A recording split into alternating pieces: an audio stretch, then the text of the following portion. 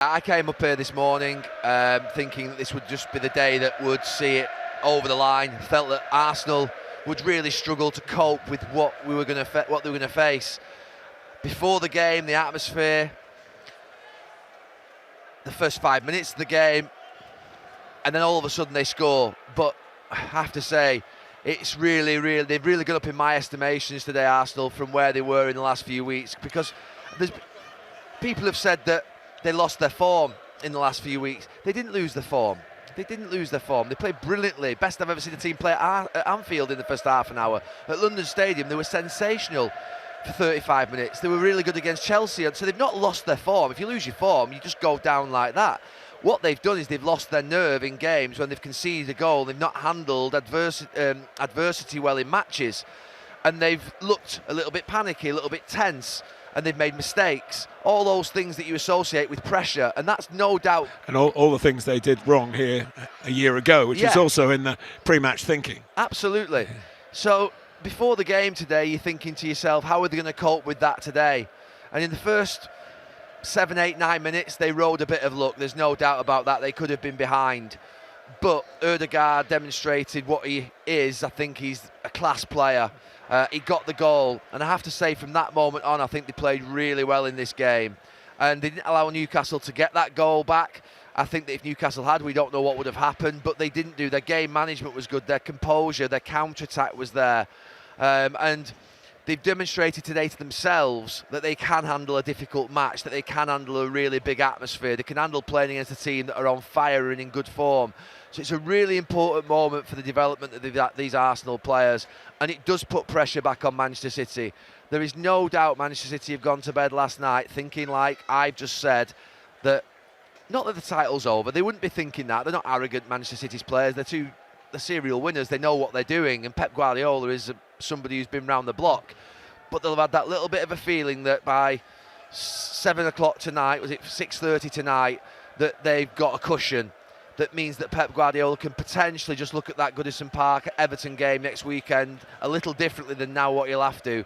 It was so important that Arsenal had to keep Manchester City honest, and they've done that, and it makes it really, really compelling. And look, you don't know what can happen in between two games against Real Madrid and in and around those games. They are monumental battles. I used that phrase in a podcast the other day. These are games of a lifetime that you're playing against that type of club. Manchester City are going to become all consumed in those games, and in between that, they're playing against an Everton team at Goodison Park. They've had difficulties there in the past at times. It's Everton fighting for their lives. We know they're not in great form, but something can happen in that type of stadium. Look, City will probably win. That's more than likely the case.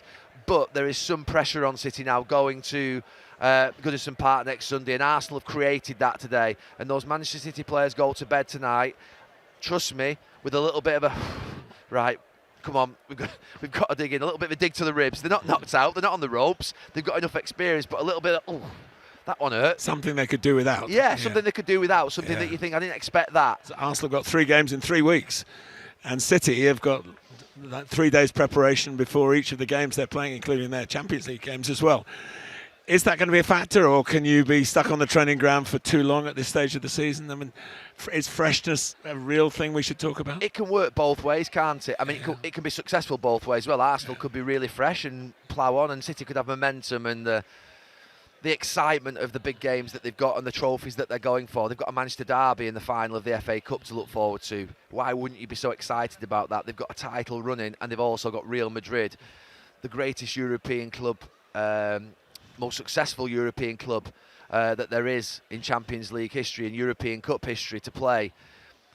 But you have to say those games will take a toll. Those games will take a toll. We had it 24 years ago when we played Juventus in a double header and then Arsenal in 2 games in the FA Cup semi-final and replay within a period of 2 weeks, and we had games sandwiched in between that in the league, and it takes a lot out of you.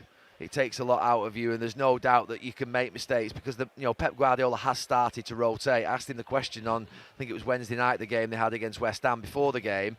I said Sir Alex used to pick his team for maybe the more important game, not more important, that's the wrong word, the most difficult game maybe, ahead of, and he's obviously doing that. He said he wasn't, He was just concentrating on West Ham, then he'll concentrate on Leeds. But he always knew... He made a lot of changes for Leeds. He did, and he always knew the team he would have to get out there against Real Madrid. He knew the team he would have to get out there against Real Madrid, and he's making sure that De Bruyne, Gundogan, Rodri, Diaz, they're all having their rest before that game, and Grealish yesterday obviously as well. So he knows exactly what he's doing. He's obviously trying to make sure that in that... I can't think they're going to win the game against Real Madrid easily. They could, obviously. But you just got that feeling that against Real Madrid, you're never, ever safe. They've just won another cup, by the way. Haven't they? So, you're never safe. So he just knows that it's going to take everything and more. And it did 24 years ago for us in Juventus. We went 2-0 down and somehow came back to 3-2. And you just think City are going to have to do something like that potentially in part of this semi-final against Real Madrid. So I think he knows that it's big. It's big for obviously Manchester City in more ways than one.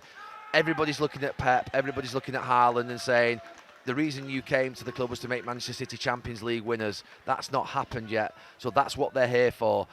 But they're also here to create history, and the treble would be history. They've got Manchester United, which would be the most spectacular way to win an FA Cup final if they were going to do it that way. And for Manchester United, it would be the most spectacular way to stop them winning a treble. So the stakes are so high in this next 3 weeks. I love this part of the season. It's what we wait for. It's what we come alive for. It's what we're here for. And I have to say tonight, as we sit here, I'm really excited because I thought the title race would be done. I thought me and you doing the Arsenal-Brighton game next weekend, and I thought, on my way home, looking at that and thinking, that's a trip down to London where it's not going to be a waste of time by any stretch of the imagination because it'd be a fantastic game. But there won't be as much on it. There will be next Super Sunday. It's a big one now. Everton obviously playing City at first at 2 o'clock and then Brighton v Arsenal, and we'll see what happens. But it means that we've got that big weekend to look forward to next weekend, and we want that. We want competitive edge in this league. We want there to be a balance. We don't want a team to just run away with it. Obviously that happened sometimes when I was playing. They weren't even actually enjoyable leagues sometimes for us when we won it by, I think one year we won by 18 points. I think it was 2001.